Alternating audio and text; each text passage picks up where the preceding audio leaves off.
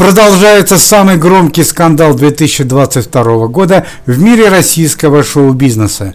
Раздел 17 квартир в городе Майами между танцором Сергеем Глушко и его тещей Людмилой Порывай. Однако, по всей вероятности, Тарзан выйдет победителем в этом судебном разбирательстве, так как он добился депортации Людмилы Порывай из Америки в Россию. Несколько дней назад Наташа Королева прилетела в Майами на помощь к своей матери. Она взяла ее сторону и по этой причине рассорилась со своим мужем. Однако Сергей Глушко сумел доказать, что Людмила Порывай вела свой квартирный бизнес с грубыми нарушениями. В частности, платила не все налоги от прибыльного бизнеса. Напомним, что мама Наташи Королевой, 76-летняя Людмила Ивановна Порывай, на протяжении более чем 10 лет проживала в Америке в городе Майами и имела свой собственный бизнес. В ее распоряжении было 17 квартир, которые она с успехом сдавала посуточно.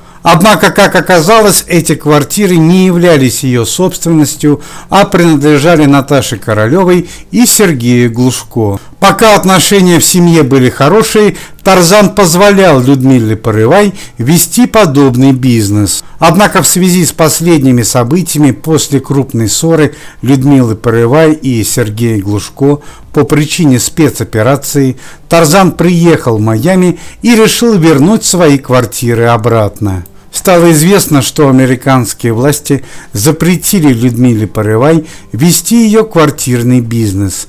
Более того, мама Наташи Королевой будет депортирована в Россию.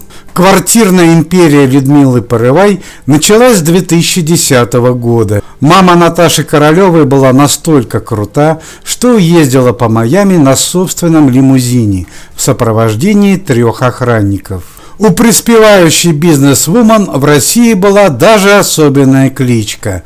Маму Наташи Королевой называли «крутой мамашей». Однако, по-видимому, эта крутизна осталась в прошлом. Стало известно, что сама Наташа Королева срочно покинула Майами и прилетела в Россию. Причина – это ее сын Архип Глушко, который на данный момент находится в психиатрической клинике по обвинению в дорожно-транспортном происшествии. По данным американских властей, Людмила Ивановна Порывай должна покинуть Соединенные Штаты до 1 июня текущего года. Судебное разбирательство по поводу раздела 17 квартир еще продолжается. Однако есть вероятность, что недвижимость будет разделена в равной степени между Наташей Королевой и ее супругом Сергеем Глушко. Также Наталье Владимировне Королевой придется оплатить крупный денежный штраф за незаконную коммерческую деятельность ее матери.